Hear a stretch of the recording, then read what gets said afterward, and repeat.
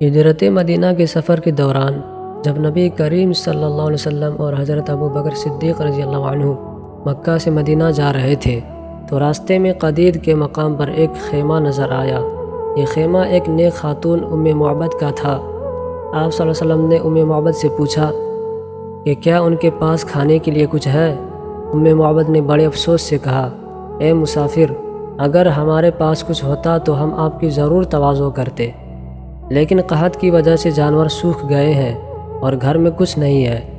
آپ صلی اللہ علیہ وسلم نے خیمے کے ایک کونے میں ایک دبلی پتلی بکری دیکھی جو اتنی کمزور تھی کہ ریوڑ کے ساتھ چرنے بھی نہیں جا سکتی تھی۔ آپ صلی اللہ علیہ وسلم نے پوچھا، کیا یہ دودھ دیتی ہے؟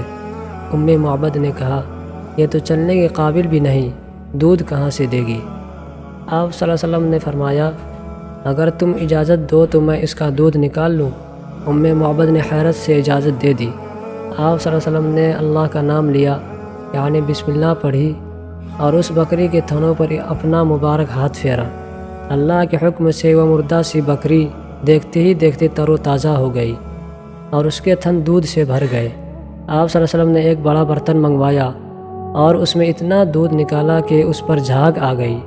پہلے آپ صلی اللہ علیہ وسلم نے ام معبد کو پلایا، پھر اپنے ساتھیوں کو، اور آخر میں خود نوش فرمایا۔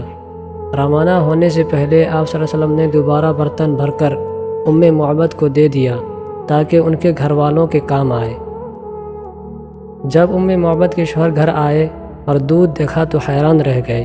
ام معبد نے آپ صلی اللہ علیہ وسلم کی تعریف ان الفاظ میں کی، میں نے ایک ایسا شخص دیکھا جس کا چہرہ چوندھویں کے چاند کی طرح چمک رہا تھا، جن کی گفتگو میں مٹھاس تھی، جن کی آنکھیں سیاہ اور پلکیں لمبی تھیں۔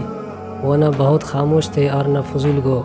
ان کے شوہر فوراً پکار اٹھے، خدا کی قسم یہ وہی نبی ہیں جن کا تذکرہ مکہ میں ہو رہا ہے، کاش میں بھی ان کی زیارت کرتا۔